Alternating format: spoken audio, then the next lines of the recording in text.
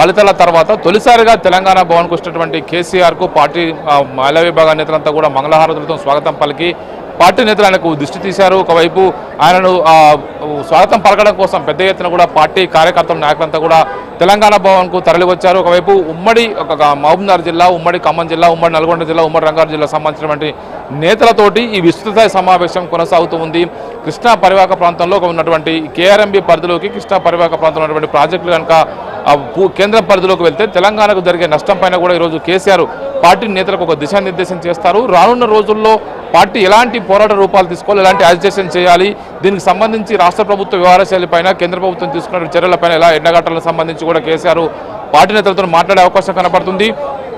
రాష్ట్ర అసెంబ్లీ ఎన్నికల్లో పార్టీ ఓడిపోయిన తర్వాత కేసీఆర్ తొలిసారిగా తెలంగాణ భవన్కు వచ్చారు. గతంలో పార్టీ నేతలకు సంబంధించి నిర్వహించిన విస్తృత సమావేశంలో ఎమ్మెల్యే అభ్యర్థులకు బీఫారంను అందజేసి పార్టీ నేతలకు ఎలక్షన్ కార్యాచరణ మీద మాట్లాడినప్పుడు వచ్చినటువంటి కేసీఆర్ ఆ తర్వాత ఇప్పుడే మరోసారి రావడంతో కూడా పార్టీ నేతలంతా కూడా ఆనందంగా ఉన్నారు. కాబోయే సీఎం కేసీఆర్ జిందాబాద్ అంటూ పెద్ద ఎత్తున కూడా కార్యకర్తలు నాయకులు నినాదాలు చేస్తూ కేసీఆర్కు స్వాగతం పలకరు. ఈ సందర్భంగా తెలంగాణ భవన్లో పెద్ద ఎత్తున కూడా కార్యకర్తల నాయకుల మధ్య కేసీఆర్కు స్వాగతం పలకడం కోసం కొంత తోపులాట పరిస్థితి ఏర్పడ్డది.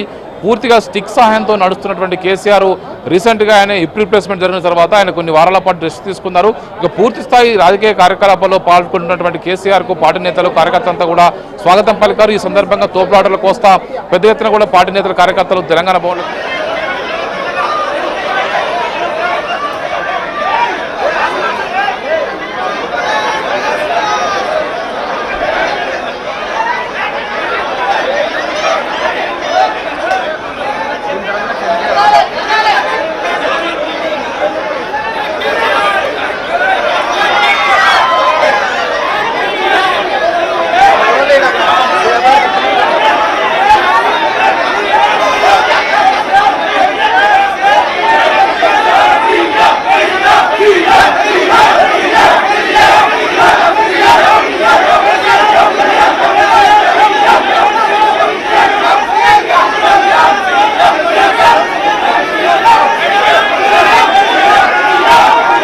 నిరుపయోగంగా పోతాయి.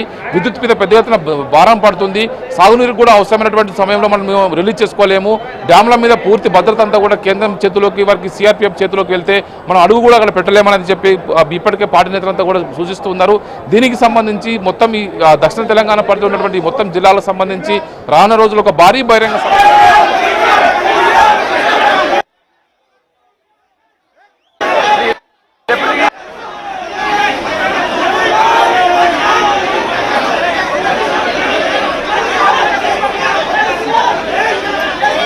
రానున్న రోజుల్లో ఎలాంటి ఒత్తిడి చేయాలి, పార్టీ కార్యకర్తల నాయకుల్ని వచ్చే లోక్సభ ఎలక్షన్స్కి ఏ విధంగా ప్రిపేర్ చేయాలని సంబంధించి విషయాలపైన పార్టీ అధినేతగా కేసీఆర్ వాళ్ళందరూ కూడా ఒక దిశానిర్దేశం చేస్తారు.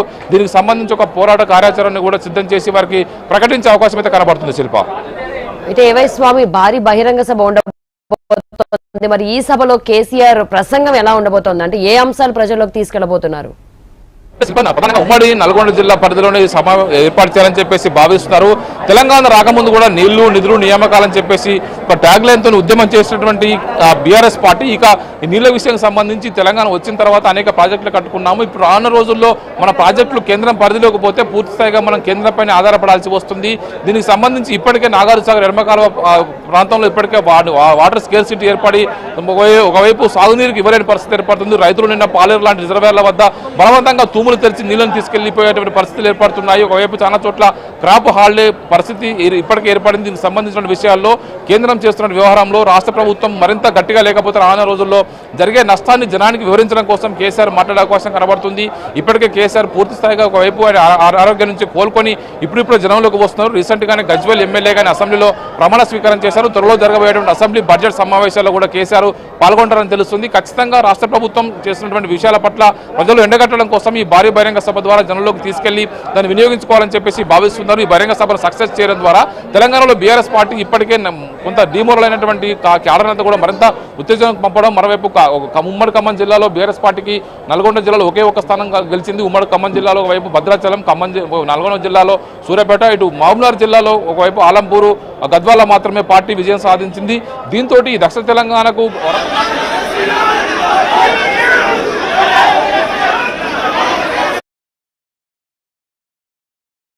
తీసుకెళ్లి పార్టీ వాదనను కావచ్చు, పార్టీ సంబంధించిన విషయాన్ని తీసుకెళ్తే ఖచ్చితంగా జనాన్ని కన్విన్స్ చేసే ప్రయత్నం అయితే కనబడుతుంది. కేసీఆర్ రానున్న రోజుల్లో వరుసగా జిల్లా పర్యటన కూడా చేసే అవకాశం కనబడుతుంది. లోక్సభ ఎలక్షన్స్ కి పార్టీ క్యాడర్ను కావచ్చు, నాయకత్వాన్ని కూడా సమాయత్వానికి దీనికి ఒక వేదికగా ఉపయోగించుకోవాలని చెప్పి భావిస్తున్నారు శిల్ప.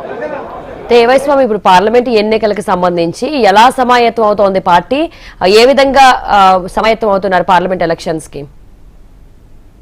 లోక్సభ ఎలక్షన్ సంబంధించిన విషయంలో బీఆర్ఎస్ పార్టీ ఈ అసెంబ్లీ ఎలక్షన్లో ఓటమి తర్వాత ఒక్కొక్క లోక్సభ సెగ్మెంట్ వారిగా రివ్యూలు నిర్వహించారు. గెలుపోవడానికి సంబంధించి అసెంబ్లీ ఎలక్షన్స్లో ఎక్కడ ఓడిపోయాం, ఎక్కడ గెలిచాం, దానికి సంబంధించిన కారణాలను బెరీజు వేసుకున్నటువంటి పార్టీ ఇక ఒక్కో అసెంబ్లీ సెగ్మెంట్ వారిగా కూడా రివ్యూలు నిర్వహిస్తున్నారు. గెలిచిన చోట విజయోత్సవాలు చేస్తూ, ఓడిన చోట సమీక్షలు చేసుకుంటూ దాని కారణాలు ఏంది, ఎందుకు రానున్న రోజుల్లో పార్టీని మరింత పటిష్టంగా పనిచేయాలంటే ఎలాంటి వ్యూహంతో ముందుకు వెళ్ళాలి. ఒకవైపు రెండు జాతీయ పార్టీలు, ఇటు కాంగ్రెస్ బీజేపీలు ఎవరికి వారే పోటాపోటీలో రాజకీయాలు చేస్తున్న నేపథ్యంలో బీఆర్ఎస్ పార్టీని ఈ ట్రాంగిల్ ఫైట్ నిలబెట్టి మెరుగైన సీట్లు సాధించడమే లక్ష్యంగా కేసీఆర్ ప్లాన్ చేస్తున్నారు. ఇప్పటికే ఉన్నటువంటి బీఆర్ఎస్ పార్టీకి 2014లో 11 సీట్లు లోక్సభలో గెలుపొందింది. 2018